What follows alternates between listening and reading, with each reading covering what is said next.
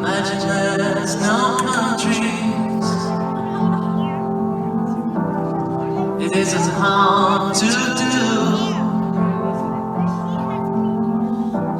Nothing to kill or die for, and no religion too. Good evening, Adam. Can you introduce yourself? Yeah, I'm Adam Hastings. I've been playing John Lennon for 10 years in England and all over the world. And then now we're making a new exciting show of solo John Lennon years to bring to America and all over Europe, so we're very excited. When did you first hear about John Lennon? I think one day when I was 6 years old, I got home from school and my dad was showing my sister the bass line to A Hard Day's Night. And so I had to go, but I was 6, but I could do a little bit.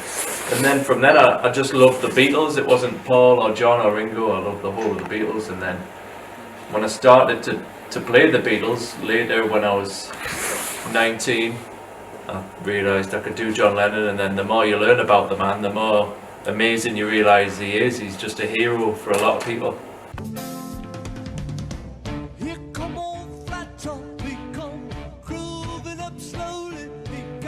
And what do you know about him? What do I know about him? Well, it's he's such a complicated man that it's hard to kind of pinpoint him as a certain type of person. So you could say he was insecure, but you could say he was very confident as well. You know, he had a difficult past with his mother and his upbringing, and then a lot of fame, and then had a lot of political views, and he's just an amazingly complicated and interesting man that I think the whole world fell in love with. So why does this artist fascinate you? Well, firstly, before you get into the person, the music is the best there's ever been. Whether it's the Beatles or John Lennon solo years or Paul McCartney solo years, the music is unbelievable and it'll never be better.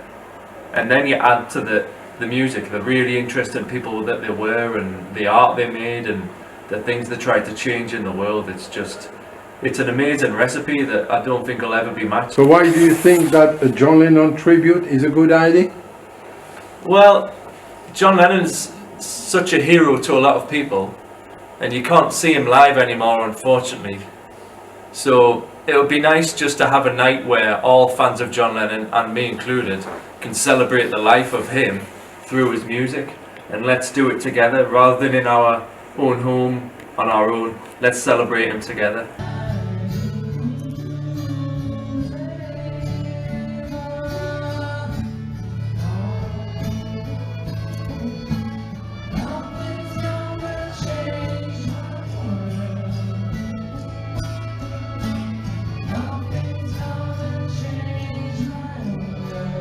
When are you touring the show in Europe?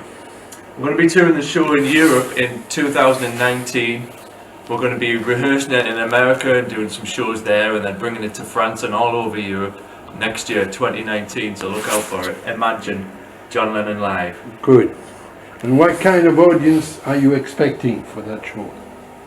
I think it could be a real mixture of, because lots of children know the music of the Beatles and of John Lennon now, and obviously lots of people who were there at the time will love the music too. So I hope it's going to be an experience for the whole family, where the grandparents and the parents and the little children can all have a dance and a sing and celebrate together. And where do you see yourself in 5 years' time? Still touring Europe. In 5 years' time I hope to be touring Europe with this John Lennon show and celebrating the life, because his life will need celebrating forever, so let's keep doing it. So what would be for you the top of the success for that show? It's hard to say because you're impersonating somebody else, so I don't want to have a #1 hit because I'm not John Lennon.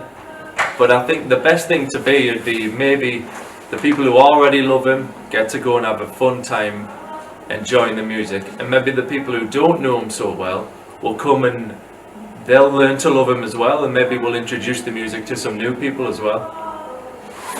So why did you leave the BBs? Or the bootleg Beatles, as we call them? Yeah, I was in the bootleg Beatles for 10 years, and it was a huge thing for me. It was what I thought would be the pinnacle of my career, and I loved it. I loved traveling the world and meeting the people. But I have a wife now, and Hannah, and we had a baby boy last year. He's called Ozzy. And when he was born, I realised I didn't want to spend my whole life travelling the world without my family.